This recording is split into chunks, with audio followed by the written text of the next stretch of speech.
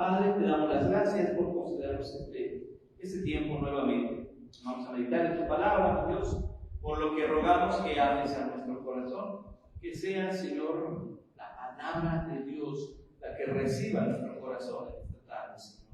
Necesitamos de tu voz, mi Dios, para guiar nuestra vida, para fortalecer nuestras almas, mi Dios.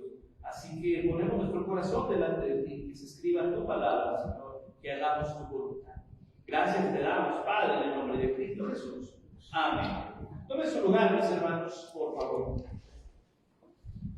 Pablo ha hecho mucho hincapié acerca de la importancia de la fe, más allá de aquello que pudieran considerar cultural, incluso cultural. ¿Por qué? Porque en la iglesia, hermanos, estaba la dificultad que hemos mencionado.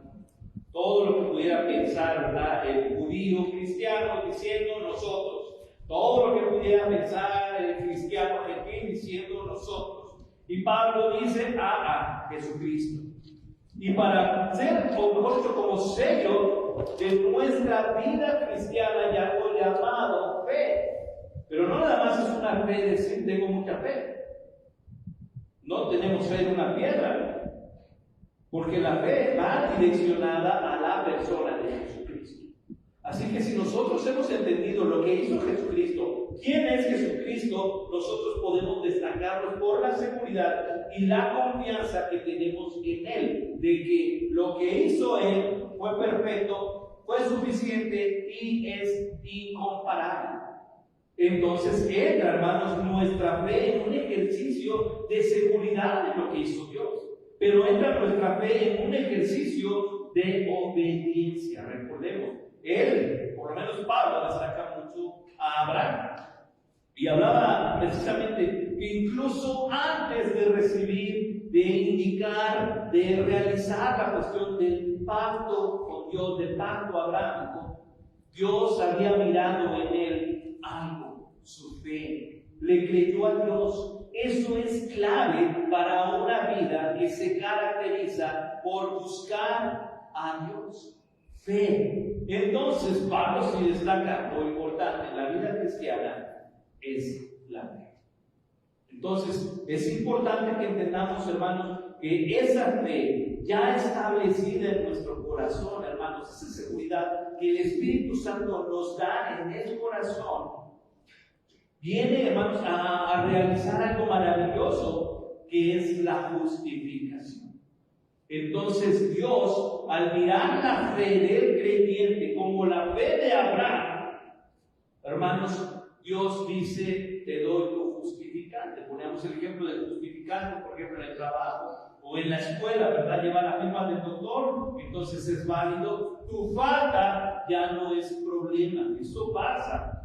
Cuando nosotros se nos han enfermado los gemelos, ¿verdad? Y pues le llevamos la receta, el profesor utilizó unas palabras interesantes. Ya con la firma del doctor, su falta está cubierta. Y hermano, a mí me encantó esto. Exactamente, así trabaja un justificante. Ya con el sello de Jesucristo, de la fe en Jesucristo, nuestra falta no es considerada un problema para Dios. Porque hemos sido justificados mediante la fe, mediante la seguridad que tenemos en lo que hizo Jesucristo. Ese es el orden. Y ahora lo que hace Pablo, hermanos, al hablarnos aquí, hace un comparativo de situaciones, de dificultades y de resultados, como lo ocurrido en Edén con Adán y lo ocurrido en el Calvario con Jesucristo.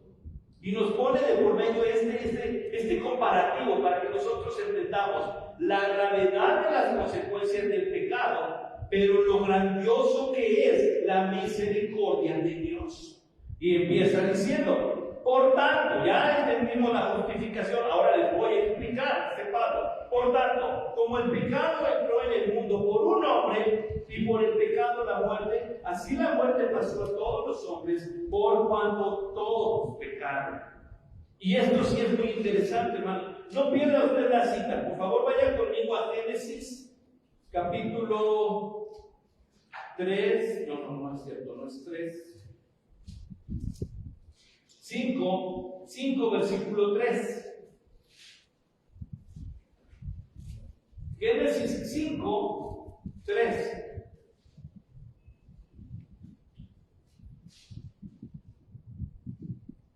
¿Sí lo tienen conmigo, hermano? Sí. Lo leemos en voz alta todos, dice. Y vivió Adán 130 años y engendró un hijo a su semejanza, conforme a su imagen, y llamó su nombre Seth. Hubo una característica en la descendencia de Adán, según lo que nos dice la Biblia. Y recordemos que aunque aquí se nos especifica cuando nace Seth, Adán y Eva tuvieron muchos hijos, no nada más 3. Y aún así, cuando es engendrado Caín y cuando es engendrado Abel, ellos ya fueron engendrados después de la caída del hombre. ¿Qué fue lo que pasó? Aquí nos está explicando. Los hijos de Adán y Eva nacieron en la semejanza de Adán y Eva, y ellos ahora venían con una naturaleza ya corrompida debido al pecado. Entonces entendemos lo que Pablo dice en Romanos. Regresemos a Romanos. Por tanto, como el pecado entró en el mundo por un hombre, y por el pecado la muerte, así la muerte pasó a todos los hombres por cuanto todos pecaron. Y recordemos esto, hermanos, debido a esta naturaleza, nosotros somos pecadores por 2 simples razones. La primera, la herencia de Adán. Aquí lo acabamos de ver en Génesis. Y segundo, por voluntad propia. Porque usted y yo decidimos pecar. Y ahí, hermanos, es donde nosotros aplicamos mal, todos aplicamos mal el regalo de Dios. ¿Se acuerdan las 2 muestras de amor de Dios hacia el hombre? ¿Cuáles son? La primera y más importante, ¿cuál es? ¿Cómo? Dar su vida, pero ¿quién fue el que dio la vida? Entonces, ¿cuál es la mayor muestra de amor? Jesucristo. Y la segunda es el albedrío. Él nos regaló la libertad de decidir. Y ahí es donde, por eso decimos, lo hicimos mal. Y no podemos juzgar. Bueno, es que Adán y Eva metieron la pata, ¿verdad? Porque te aseguro que si hubiéramos estado nosotros en el Edén, hubiéramos hecho lo mismo. Todos los días somos tentados. Todos los días, hermanos, tenemos la oportunidad de decir sí o no. Sin embargo, lo que hace Pablo es decirle a la iglesia, consideremos esto. Y esto es lo gravoso, porque por la causa de el pecado en un hombre, esto originó que todos naciéramos con esa naturaleza. No está diciendo para que se nos quite, ¿verdad? No está diciendo, ay, Adán, tú fuiste que la regó. Está diciendo, esa es nuestra naturaleza. Así que no podemos justificarnos nosotros. ¿Qué está poniendo en claro? Todo esfuerzo humano es infructífero. ¿Qué acababa de hablar? Justificación. ¿Qué acababa de hablar? Fe. Entonces, ¿qué es lo que necesita el hombre para que el pecado no sea un obstáculo? Fe en Jesucristo. Todo esto lleva un hilo de armonía increíble. Versículo 13. Pues antes de la ley había pecado en el mundo, pero donde no hay ley, no se inculpa de pecado. Ojo, aquí Pablo está diciendo, aquellos que conocen la ley saben que son pecadores. Pero no está diciendo que el que no conoce la ley es inocente. Está diciendo que tal vez no tiene él la conciencia de su actividad, pero no le está quitando el término pecado. Así que sí es pecado. No porque desconozcamos la ley significa que no la podemos quebrantar. Entonces, una persona que se pone por primera vez a manejar un carro y no conoce las reglas de tránsito y se estaciona, hermanos, en un lugar prohibido, él puede decir, es que yo no conozco, apenas estoy aprendiendo. Y el oficial de tránsito le va a decir, ese es tu problema. Acabas de cometer una infracción, yo no lo sabía, pero lo hiciste. Es exactamente lo mismo. No había ley, tal vez no sabías que lo que estabas haciendo era pecado. Pero hay algo interesante, hermanos. Dios nos hizo seres morales.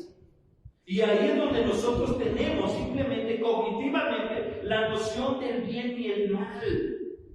Ese hecho, hermanos, de hacernos sentir mal por actuar incorrectamente, aun cuando usted y yo tal vez desconozcamos los términos bíblicos, adulterio, fornicación, lascivia, murmuración, simplemente, hermanos, nosotros conocemos cuando nuestro mismo ser, nuestra mente, nuestra voluntad nos puede llevar a ese conocimiento. Ahora, recordemos algo, hermanos, cuando iniciamos nuestro estudio en Romanos, nos dimos cuenta que había 2 argumentos en contra de aquella persona, de todo el mundo, que tal vez diga yo no conozco la Biblia. Y número 1 era la creación. La creación da testimonio del Creador. Y segundo, la conciencia. Somos seres morales. Tal vez podamos decir lo que dice Pablo, bueno, no sabías que no era pecado, pero ojo, es pecado. Sigue diciendo, no obstante, reinó la muerte desde Adán hasta Moisés, aún en los que no pecaron a la manera de la transgresión de Adán, el cual es figura del que había de venir. Aquí Pablo es muy claro, ¿verdad? Y dice, tal vez desde Adán hasta Moisés no estaba la ley. Así que cuidado, porque ellos podían decir el argumento anterior, nosotros no sabíamos que era la ley. Por eso dice, reinó la muerte, aun cuando no pecaron. El pecado, hermanos, todo pecado, lo podemos resumir, todos, la lista de pecados que usted pueda saber, todos esos los resumimos en uno solo. Y se llama desobediencia. Todos los pecados, hermanos, cualquiera, llámenlo como llámenlo, se resumen todos en una sola palabra: desobediencia. Y aquí Pablo ocupa a la manera de transgresión. ¿Se acuerdan cuál es el pecado de transgresión? Tenemos pecado de omisión y pecado de transgresión. ¿Cuál es el pecado de transgresión? El que hacemos deliberadamente, precisamente, aún sabiendo que de parte de Dios es un no. Cuando vamos más allá de donde Dios puso un límite. Cuando lo hacemos alevosamente, ¿verdad? El pecado de omisión es cuando no hacemos lo que Dios dice que hagamos. Y aquí dice, el pecado de Adán y Eva, ¿verdad? ¿Cuál fue? No toques el árbol. Entonces, el árbol era mágico. Había una indicación que hacía la diferencia. De este árbol no, porque morirás. Pablo lo empieza a explicar.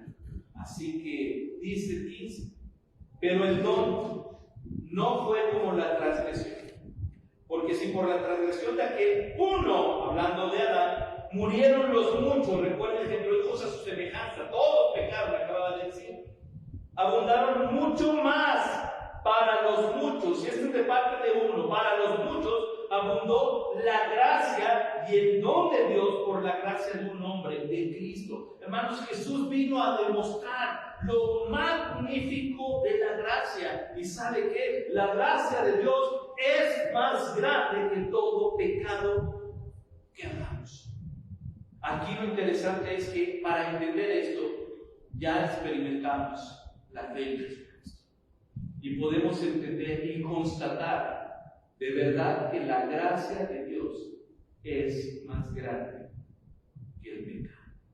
Sobreabunda, va más allá. Y todo gracias a un hombre. Nuevamente, Pablo no quita el dedo del renglón. Se debe a Jesucristo. No que lo hicimos, no lo logramos. La ley nos declara pecadores. Bueno, no conocíamos la ley, no sabíamos, pero Él es pecador. Y hay un problema, que todos venimos con la misma mancha de pecado. Ahora hay una gran noticia en Jesucristo. En ese uno, los muchos pueden encontrarse con la gracia de Dios. Por ese uno. Y por eso empieza a poner el paralelismo entre Adán. Por ese uno, el pecado entró al mundo. Pero por este uno, la gracia de Dios llegó a la humanidad. Dice después, y con el don no sucede como en el caso de aquel uno que pecó, porque ciertamente el juicio vino a causa de uno solo, de un solo pecado para condenación, pero el don vino a causa de las muchas transgresiones para la justificación. El don de Dios, hermanos, el regalo de Dios, Jesucristo, la justificación, el perdón y la gracia vinieron, hermanos, porque de verdad teníamos muchos pecados. La humanidad estaba en una crisis absoluta. No, incluso hoy en día, hermanos, actualmente no estamos mejor que en los tiempos de Adán y Eva. Actualmente no estamos mejor que en los tiempos de Noé. No hay mucha diferencia en la sociedad hoy como lo hubo en Sodoma y Gomorra. Estamos exactamente igual. No hay nada nuevo debajo de la tierra, debajo del cielo. No hay nada nuevo, es exactamente igual. Y ahí es donde sobreabunda la gracia, porque la gracia de Dios es mayor que la multitud de pecados. Y ahí es donde, hermanos, por lo menos los que nos decimos ser cristianos, debemos vivir agradecidos toda la vida por la muestra que nos puso Jesucristo al acercarnos a la gracia de Dios. Podemos decir entonces, de verdad, Dios es bueno. Aunque Dios es justo, hermanos, y en su justicia, claro que está la severidad contra el pecado, porque Dios aborrece el pecado, está la gracia. ¿Y sabe cómo fue manifestada la gracia? Aquel que no cometió pecado por nosotros lo hizo pecado. Eso es gracia. Y entonces nosotros, la mirada del Señor en juicio contra el pecado ya no fue contra nosotros, ya fue contra ese uno que pudo soportar el peso de cada uno de nuestros pecados. Y a partir de esa victoria en la cruz, hermanos, aquellos muchos que miran a la cruz pueden vivir bajo la gracia y todos los días saborear la misericordia de Dios. Dice así: pues si por la transgresión de uno reinó la muerte, mucho más reinará en vida por uno solo, Jesucristo, los que reciben la abundancia de la gracia y el don de la justicia. La clave es Jesucristo. ¿Algún voluntario, hermanos, que quiera leerme Juan 1:12 en voz alta, por favor?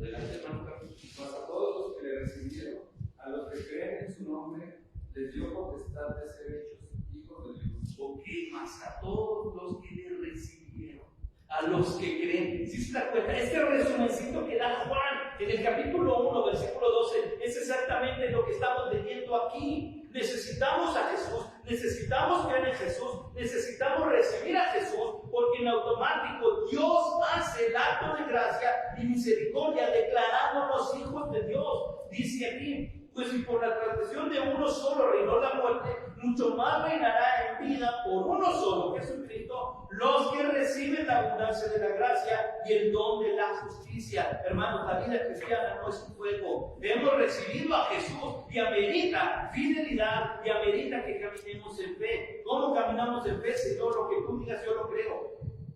No importa lo que esté ocurriendo, hermanos, la vida aquí nos va a poner el pie de maneras increíbles para que usted y yo caigamos, para que nuestra fe se vaya para abajo.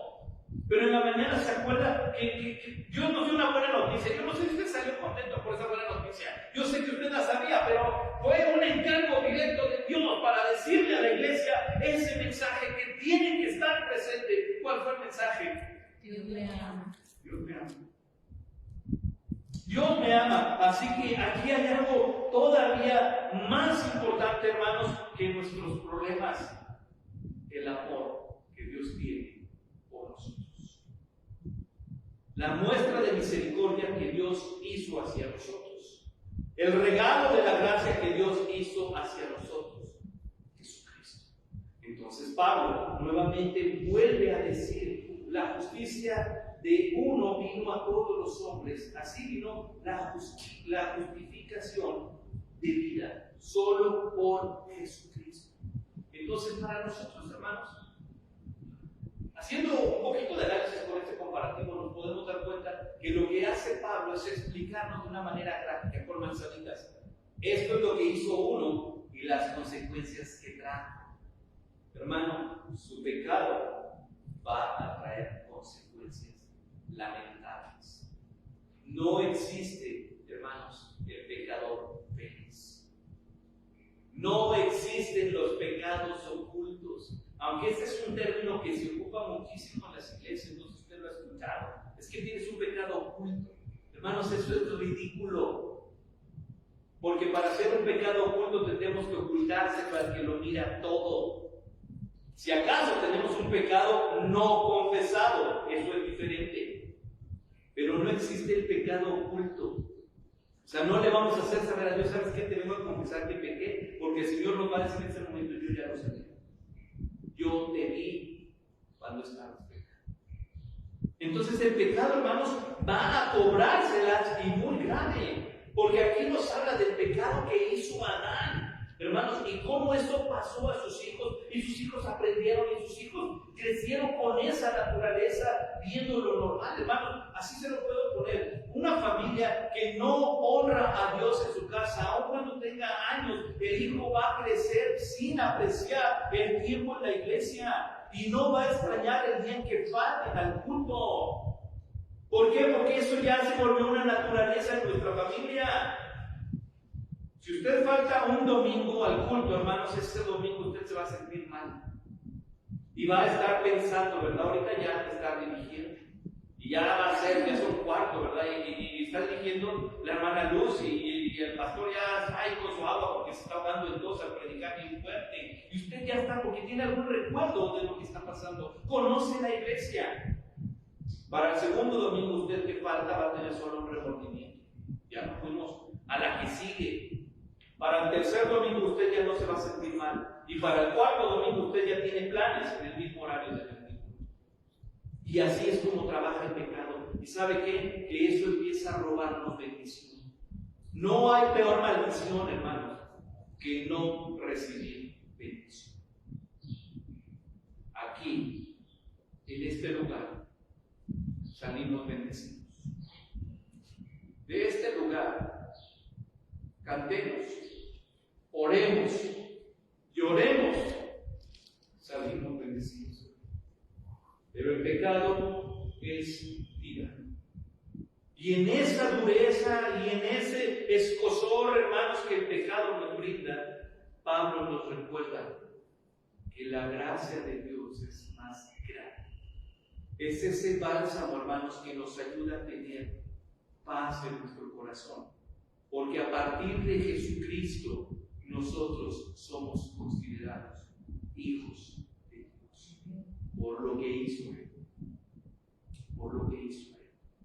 Así que nosotros, hermanos, tenemos que aprender a valorar lo que hizo Jesucristo para nuestra conducta, para nuestro testimonio, dice el 19. Porque así como por la desobediencia de un hombre, los muchos fueron constituidos pecadores. Nótese lo grave del pecado. Así también, por la obediencia de uno, los muchos serán constituidos justos por uno. No es porque nosotros hicimos un consenso, ¿verdad?, entre todos y nos declaramos justos. No va a servirnos de nada.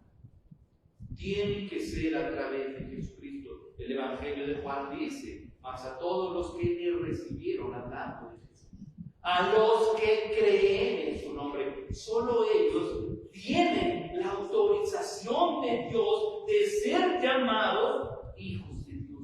¿Quiénes? Aquí están, los muchos serán constituidos, los que han creído en la obediencia de uno. Hermano, el poder de sernos cristianos nos constituye en un compromiso para honrar con nuestra conducta, con nuestras palabras, con nuestra mente, a aquel que logró esa victoria. Y mire que muchos cristianos pasamos por alto todo el sufrimiento de la cruz, todo el sufrimiento de la pena que Jesús llevó al ser culpado, hermanos, al ser llevado como pecador por causa nuestra.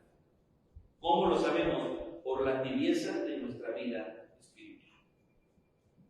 Si todos, hermanos, entendiéramos lo costoso que es cumplir la ley. Hace 8 días preguntábamos, hoy lo vuelvo a preguntar, tan solo piensen en el decálogo. Son 10 simples reglas que le puedo asegurar no somos capaces de cumplir. 10 simples reglas.